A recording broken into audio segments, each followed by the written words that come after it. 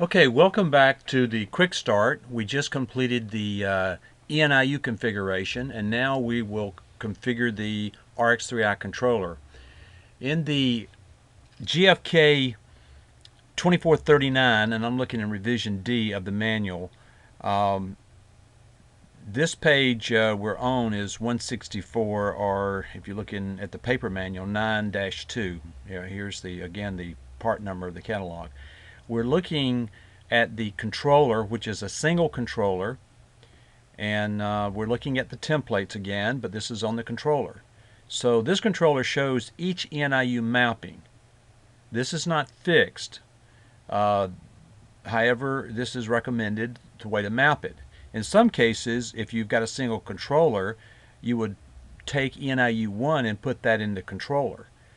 We would still maintain ENIU1 just by increasing the range of these. This is one way to do it, and I recommend this way to do it. We just finished a project and it was easier to do it this way. So use these ranges in the ENIU1. You can offset it with 2, but it's a little more complicated to do that. So I recommend starting off ENIU1, if not at 1, then at 201, and then I'll show you where you go in and change that inside the controller template. So this is the way everything is mapped. This comes out of the box. Again, this does not have to be fixed like this. It's recommended you start out and then start tweaking it. We are looking at version 1.40, which is the latest. So anything that references earlier versions, do not pay any attention to them unless you have those versions. So we have the single controller, and if you notice, a dual controller is really mapped the same way. The only difference is you have a secondary controller involved, and there's a few changes you make. So we will look now at the configuration of this controller, the single controller with a single LAN.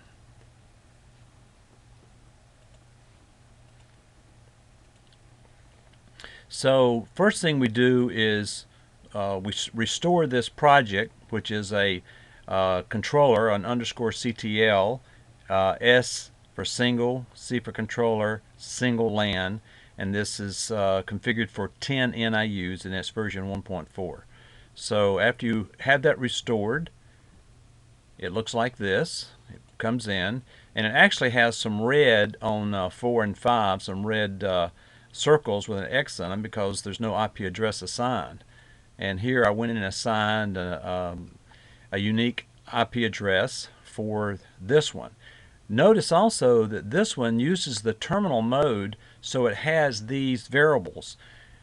These variables should not be changed because they are used in the system, and they will be used for the diagnostics. So that's the HMI one. If you don't have a unique one for the HMI, you could delete it, and then you could move this down if you wanted to. Let's go look at this one. This one, I have this IP address, which is the same as the ENIUs. I kept them all the same on the same subnet.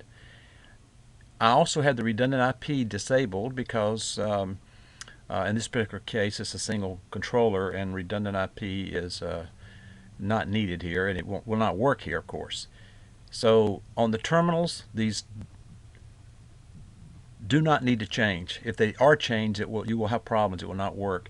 In fact, if you move your ETM around, I've seen it change this name and put an underscore 1 after the LSW. So that will not work, and you'll have to delete it and create it again if that happens. And that does happen sometimes if you do not follow the manual and the way you drag the ETM around. So this is the setup, and there wasn't much to it except for signing an IP address to each one of these.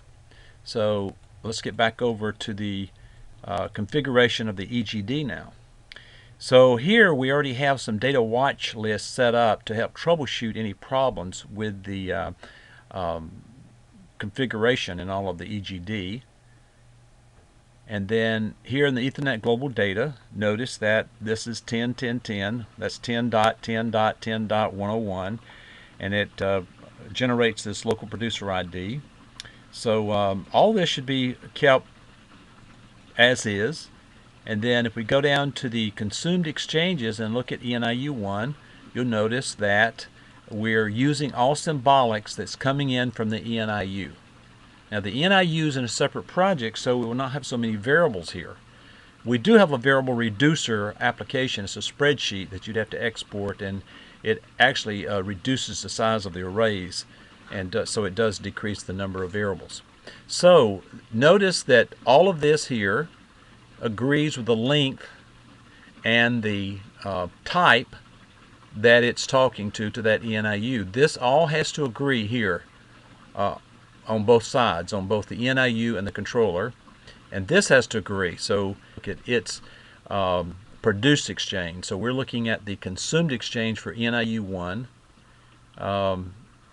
So then if I look at 2, you'll see that it went to it'd be easier if we look at it right here. Let's see if I can get it right. Notice it's 200, the same number, but it's named 2 for ENIU2. And if you remember, we were sending out on 1 through 200 on ENIU1. On ENIU2, it picks up at 201. So you can't tell here that it comes at 201. But that's the way we've got the ENIU set up. So you continue on down on each of the ENIUs. We go to our produce exchanges, and it says outputs. Well, since this is a controller, it only needs 1. And you'll notice it's doing a multicast if you look down in the inspector. Let's see. So it's doing a multicast. Notice it's slot rack 0, slot 5. So everything is fine.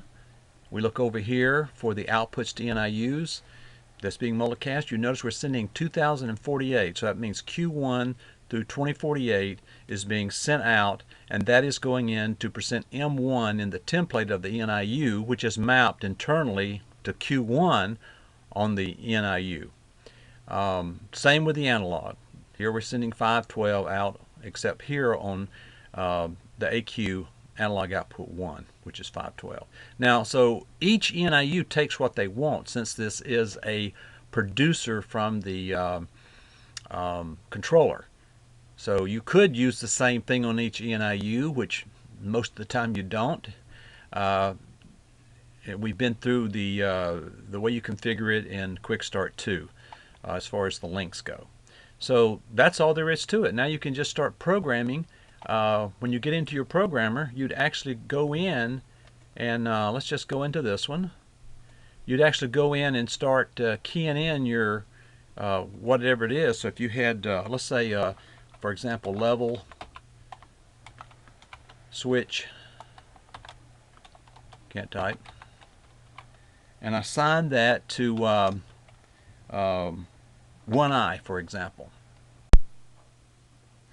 Okay, now that we got the level switch 1 in there, we can just go and tie it to an output, and whatever output, if we want to call that output, let's call it pump 1, and I'll just call it 1Q in this case if I want to.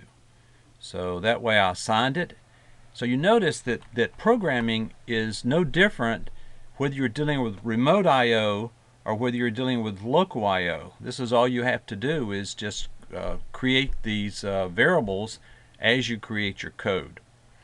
Now let's look at the template.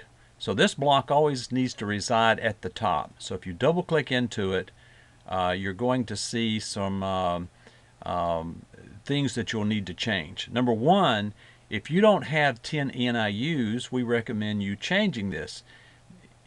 This comment here tells you what you need to do. So you enter the number of ENIUs.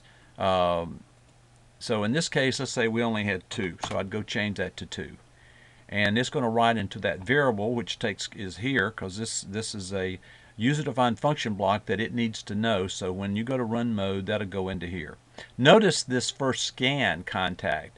You need to pay attention to what that really means in the manual, because the first scan does not work the same way in a redundant system So that's why they recommend doing it this way with a full redundant, and we just use the same thing in a non-redundant system. So that puts the number of ENIUs in here. Then you have some other faults here that it tells you about if you have any faults. Then this input, call input processing block. This block is very important, and it gives you a detailed description of each one. So you want to read through that. Notice it's set up for dual LAN or single LAN, so you'd want to make sure you have that input 7 to a 1.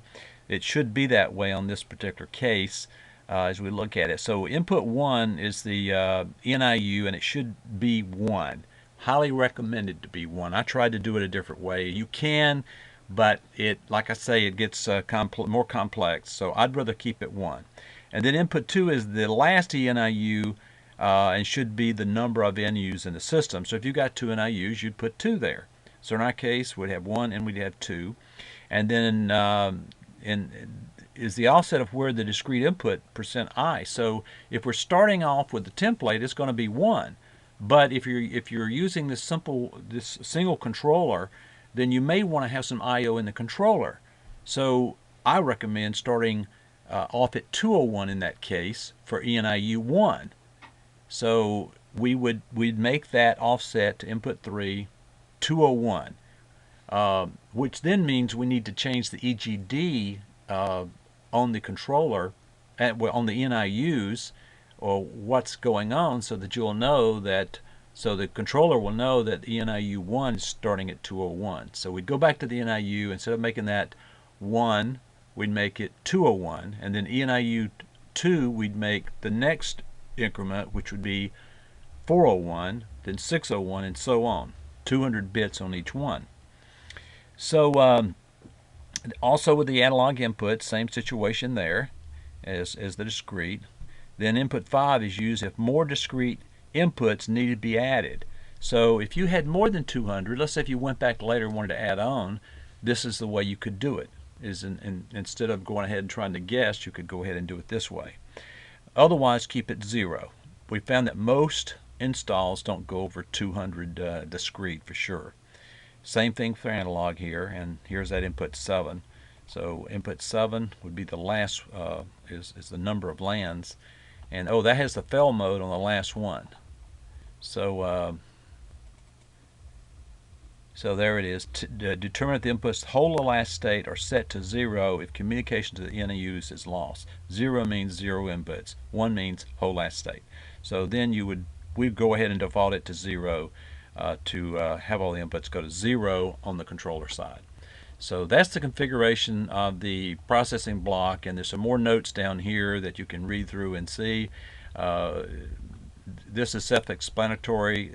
G did a good job, the Applied Solutions group, of documenting this. So that's how you configure the controller and how you program it, and then all you have to do is download it and it should work. Thank you.